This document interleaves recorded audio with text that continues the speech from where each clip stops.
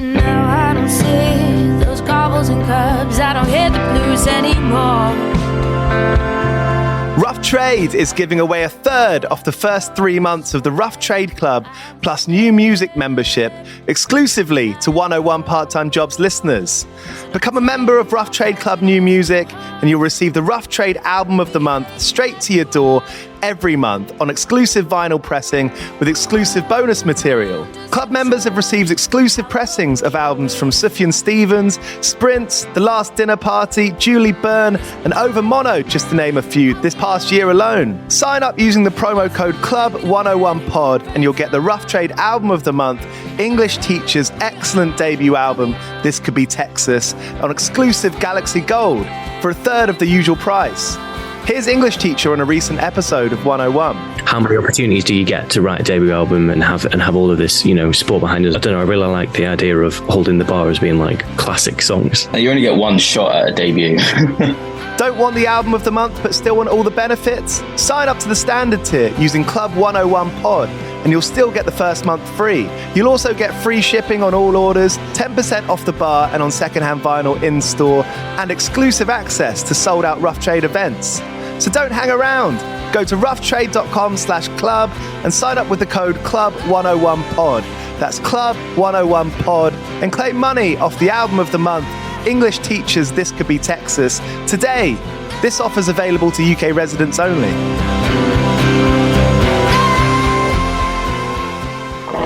Do you play in bands? I did for the longest time.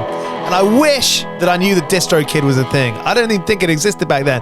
DistroKid makes music distribution fun and easy with unlimited uploads, and artists keep 100% of your royalties and earnings. 1 million plus artists rely on DistroKid to get their music on Spotify, Apple, YouTube, TikTok, Tidal, Instagram, and all the major streaming services. When you get DistroKid, you can see a DistroKid bank and withdraw your earnings. You get notified when you've earned royalties and you can withdraw via the app. And you can even check your streaming stats on Spotify and Apple. Get 30% off your first year on DistroKid by going to distrokid.com/VIP/101pod. 30% off for your first year. That's not bad. We know it's a tough world out there. Why don't you make it easier for yourself? And to get 30% off that free year as an artist, where you get 100% of your royalties and earnings, go to distrokid.com/VIP/101pod. All right, stay with me. I'll be right back after this. The Vietnam War, it's over. Your job has just begun. A new HBO original limited series. Welcome to the world of spycraft. Strap in.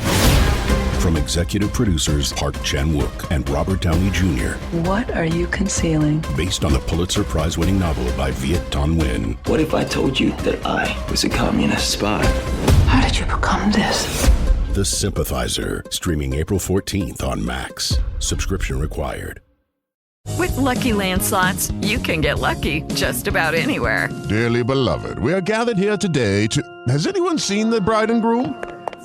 Sorry, we're here. We were getting lucky in the limo and we lost track of time. No, Lucky Land Casino, with cash prizes that add up quicker than a guest registry. In that case, I pronounce you lucky.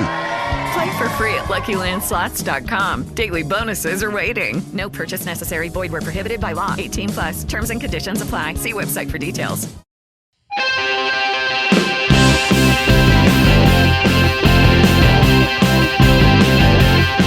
I'm 100. I want part-time jobs. I'm 100.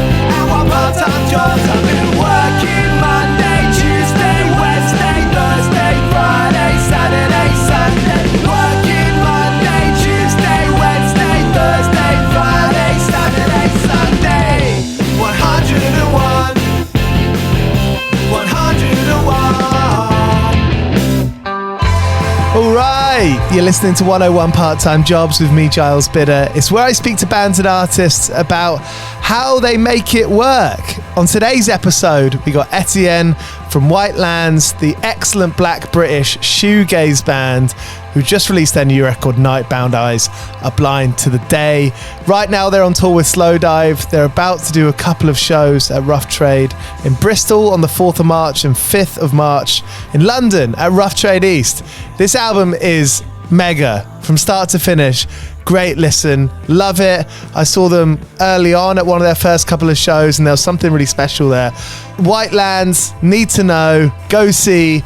This is Etienne talking about the real side of being a band, really. About to go on tour, stressed because he's trying to work out how to do his studies. He's doing an MA, stressed because he hasn't seen his friends, stressed that he's got no time for himself. And that is, well, the reality of playing in bands.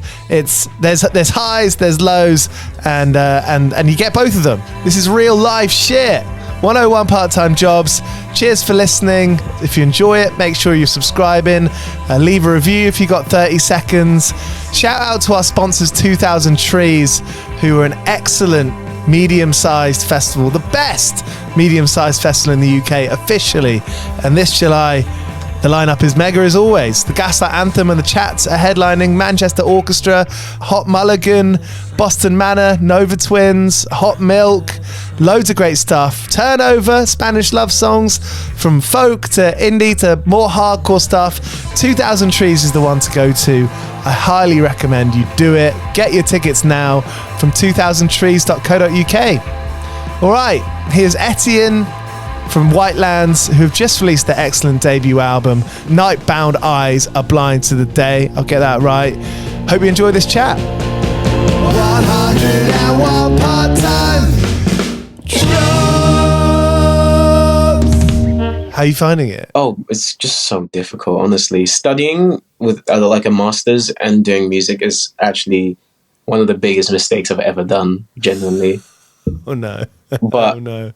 I have like time-wise, there's no time. You have nothing. Like you're awake, you're either studying, or I'm at my part-time job, or I'm like doing with music stuff, or I'm like in an interview or recording. It's like there's nothing. Yeah. So it's like, yeah, I don't get to see any of my friends or properly, and it's like if I want to work, I'll have to do everything in the morning and then work overnight. At some point, you're going to have to level out, right? At some point, you're going to have to make time for yourself and make time for your pals. You got to see your friends. Yeah, I'm trying my best, honestly, but I'm like fitting in between things. Like yesterday, I was like at work and I had like another radio interview as well.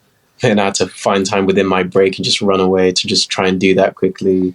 And then quickly go back. And it's just so much. It's never perfect, is it? No, absolutely not. It's terrible. So honestly, the good time for like a jolly interview would be like just the worst times because like I am on my last legs here. And you're just about to go on tour. I mean, in the daytime, I guess, can you get some time? I guess it's funny in the back of a car, even if you don't have anything you need to do, just by like traveling, it feels like you're doing something anyway. That's already like enough headspace just being in the car. Yeah, which will be nice too, because like we're only gonna drive during the day and just like sleep during the nights. Yeah. But the worst thing is I can't really study or do homework during the day as we're doing those long drives because I get car sick. Right. Oh no. Okay. So I'm gonna have to do it at night during that hotel room. I'm gonna have to be typing those papers up. Yeah.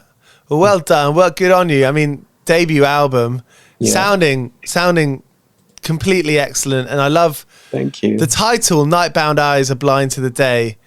I think that sort of sums up, or could sum up, all in the eyes of the beholder, like playing in a band or being a creative person. Because if you're looking towards after work, where you're going to go home and write a song or write the words that you're going to write for your book or whatever you're doing, like that, you're looking to that in your daytime when you're at school or you're at work. You're always looking to the thing that you want to do. Is there something in that? Am I kind of right on that? Kind of. Like you can say no. No, sorry. But with the title of the book, it was kind of like, it was more kind of like seeing outside your own perspective kind of thing. Because I think when you become trapped in like this kind of lifestyle, you never really see like beyond it. It's kind of meant to be like a political thing, a socioeconomical thing, a mental thing. It's like, I think like growing up, like over these past few years, like I've had to learn to see outside myself a lot and try and understand and empathize in a way that I haven't done before. And it gets really difficult. And I guess with this age of like digital media, I think people are a lot more, it's like they're becoming more understanding, but also in some points, much less so understanding. It's very, everyone just kind of gets what they want out of each other and just kind of like, it's very, I think it's kind of, transactional. And there's a lot of the things of like kind of working in, like being a person in a country and a government, it's like, as well as like being understanding that some things just aren't your fault. That's just how life is, Yeah. Like, you haven't seen your friends in months. It's because you're at work and literally, like, rent is expensive and it's like you can't be held accountable for that. It's because like you literally can't. That's life. Yeah, it's difficult. I think a lot of people are feeling a lot of weight and a lot of like pull from different directions. Absolutely. 101, 101, part-time jobs, 101, 101, 101, part-time jobs. Well, how have you think, I find it interesting to think about like how, like there's so many bands out there and a lot of bands like have a bit of like competition, be like, like a little contempt for each other. And you don't really hear much like advice going around between bands. You know what I mean? Of course you meet people who like help each other out and like, that's the great stuff. That's the gold. It can be quite rare to see that. I don't know. What are your experiences of playing in bands and being in like scenes or being in like particular circles or meeting people that you feel gravitated towards? It's really interesting because like I think like when bands were all in the green room together and just talking and stuff, like I think I love that older bands can tell when someone's like quite near to the scene and they usually do give a lot of advice. You won't see it online, but they'll always be like, get merch, you have to do this, you have to do this, yeah. Because like I think they've all been through it and they don't want anyone else to go through it either. Like a band that we're opening for in the London Dome, John, 2 band members called John. They're really great. Yeah, no. They were like, hey, do you guys have merch? And I remember they were so sweet. They're such a lovely, like, like you have to get merch immediately. And because we didn't have merch at the time, we had nothing. So we weren't really making money out of gigs. But they helped us print our first run of merch. And as soon as we started doing that, we started seeing a lot more money from gigs. We were able to make an actual savings account, like with just money to be able to like fund other gigs. Like for example, with this Slow Dive tour, we would not be able to do it if we did not have John telling us about merch way back then, Yeah. Like it would not have gone anywhere. And it's a very good thing to just have it because people like buying those shirts or supporting in some way they can, I feel like now more than ever, and that's wonderful of John. I mean, they're so brilliant. They've been on the show. So fantastic. They like offered that advice and want to be friends because they know like they do all their own stuff. I mean, the kind of phrase DIY, you got to wonder like what it like it does, because there's lots of different levels of DIY. Everyone's DIY mode to the point. I think when you can go extra far and like celebrate the community around you, I mean that speaks volumes for me. That's what DIY is to me. It's like the perfect reason why people like want the DIY scene. Yeah, absolutely. How have you found it over the years? I mean, I met you when Honey Joy played with you at that place in it was in like Great Portland Street, and I think maybe it was like your 5th show or like your 10th show. I definitely remember that one because I think one of the amps stopped working or something, and I had like this weird phaser pedal that was not working. Well, How can you look back at because that's not that far, that's not that long ago, is it? So like, how much has changed between then and now? A lot of things have changed. It's absolutely crazy. It's like I have to try and like actively remember stuff instead of just being like, oh yeah, it's like I have to like send myself back in time to get those moments now. But the DIY scene is kind of like, I remember because DIY Space for London was a very big thing like back when I was a bit younger, but now it's kind of like not there as much because I think it had to move from its space to somewhere else. So there's like a DIY community that's still about there, but I think definitely with just how expensive London is, it's kind of like gutted all the arts. Like I think I read recently, I think this morning too, that the Arts Council funding might not give you funding depending on your political views or things like that. Yeah, because Kneecap, they got accepted and they got it taken away from them because they criticised the UK. I mean, that's They're from Belfast. Absolutely insane. Like, yeah, wild. I can't believe we haven't seen any more than that, more of it. I think now there's been definitely a step up towards like fascism from the government now with regard to just political views like that. Yeah. It feels like that. It feels like in this era of the last few prime ministers that we've had, it just like it trickles down, doesn't it? Because it's like, well, if they can act like that, and if they can make huge decisions from one day to the next, and then it affects everyone else, and seems like nothing to them. Like, what does that say? It means that our lives, our like economic and political lives, can change from one day to the next. There's no real stability. No, yeah, it's very like I feel very kind of disposable as a citizen. So I say, like, I don't feel like I really matter. And if, like, a lot of people say, like, you know, I guess more like right-leaning sides would be like, you know, cancel culture. Cancel culture is like the government can literally cancel you for a very valid political view, you know, like the UK government isn't great. I don't want my prime minister making $1,000 bets on lives and is like, well, you're not getting any arts funding because you said that, you know, that's like very backwards. It's madness. I mean, as someone who grew up in London, do you feel... I mean, I grew up in the suburbs around near Watford, and like London's my home. I would like to move away. My girlfriend's from Germany. I'd love to live in Germany. Would you live anywhere else? The thing is, I really love London, like the people of London, and I feel like there's a big community here where like everyone kind of knows each other. But London doesn't feel like it's a place that you can live in. It doesn't feel like anyone can live in. Like, I know Shardine from Big Journey like moved to Manchester, and I know Shardine loves Manchester now. And there's loads of other cities, but it feels like London is just being gutted. Like, there's like nothing here anymore, you know? Yeah.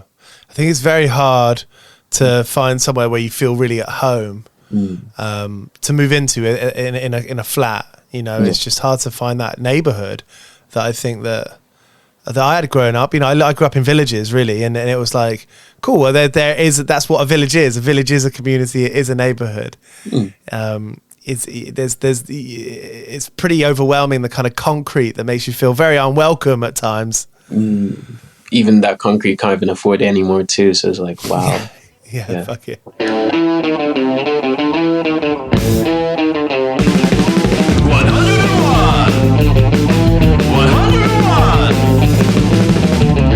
Ampolo is the app you can download if you're playing music. You can get it from the App Store for free.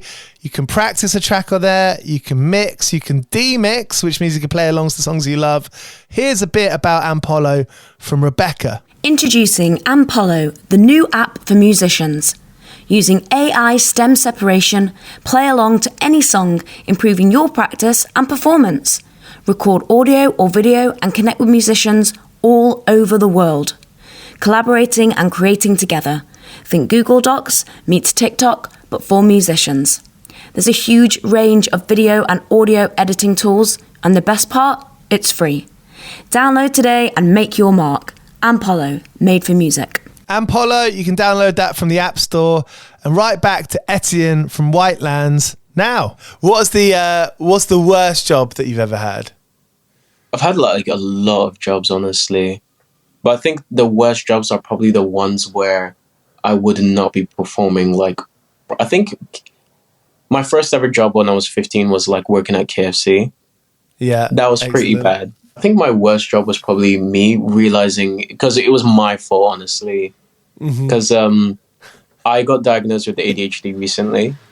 and like I've had it my whole life, but I was like not that aware. And I kind of got my dream job. Like I was working like in an internship, just doing coding for stuff I knew, but I just wasn't doing it. And it's all due to like my undiagnosed ADHD and stuff like that. And as soon as like I lost that job, I was just like, I need to fix my life up immediately. Right. Thing, yeah. So at the job, you wanted to do it, but you just couldn't line it up. Yeah, you couldn't get it done. I couldn't get it done. It's just, like being late all the time, that kind of stuff, I just read a interesting phrase called neurospicy.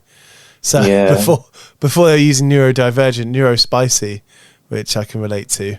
It's such a relevant like phrase because it just like it says a lot without saying too much. Yeah, exactly. So when did you get diagnosed and like so it took a sort of few years in the kind of running to build up to it, did it? Yeah. I think like it was very apparent during like my secondary school years and like and then as soon as I got to uni, but I got diagnosed last year in maybe July, and I was put on medication for a little bit, which was amazing. And then we had this UK national shortage, which has been absolutely hell for the past 3 months.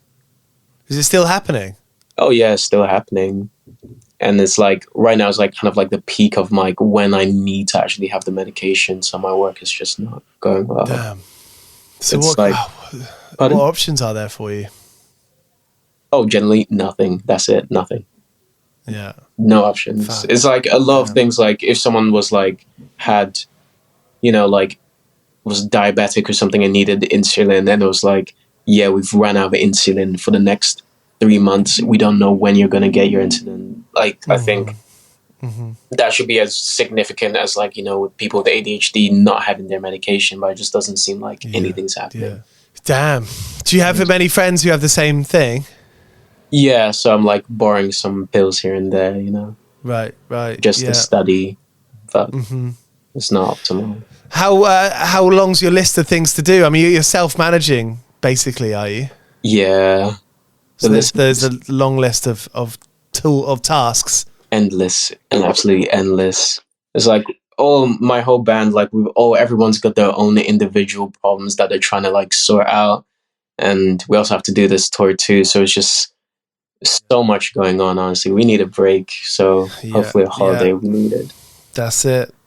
Well, the album's awesome, and I think I think that it's going to be I think because the label that it's on as well, Sonic Cathedral, is that the people who like Sonic Cathedral immediately are going to connect with Whitelands and are already, because it's that sonic sound that people can understand. And I think that like magazines like Uncut and Mojo, are they getting behind it? Yeah, I think Uncut gave it a 7 out of 10. Which is very nice. Come on. And Enemy, I think they might be doing a little review a little bit. Here we go. Awesome. And who else?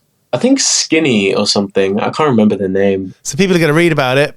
People are going to listen to it. Hopefully. And we're getting some good reviews on Twitter because our record label had shipped it out early and people seem to be liking it, which is nice. Yeah. Awesome. Well, great to hear. Well, great to chat with you, Etienne. Great to hear some of your story. Thank you. And sorry I've been such a downer. Oh, no problem at all. This is it. It's kind of a downer conversation, but that is life, isn't it? Yeah, absolutely. So there he was, Etienne from Whitelands here on 101 Part-Time Jobs.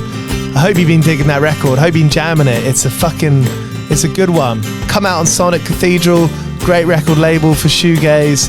Cheers for listening. If you enjoyed this episode, make sure you subscribe, leave a review if you're able to. DistroKid is where you can sign up if you're an artist wanting to release your own stuff to get 30% off your year with DistroKid. You go to distrokid.com/VIP/101pod, and then all the money after that you're making is yours. DistroKid is where you can get music released, make all that money. You could be your own record label. That's the dream. That is the dream. DistroKid to be your own record label, release your own music. distrokid.com/VIP/101pod. You can get 30% off the rates All right, see you again very, very, very, very soon on Thursday, where I speak to Ben from Bodega. Cheers.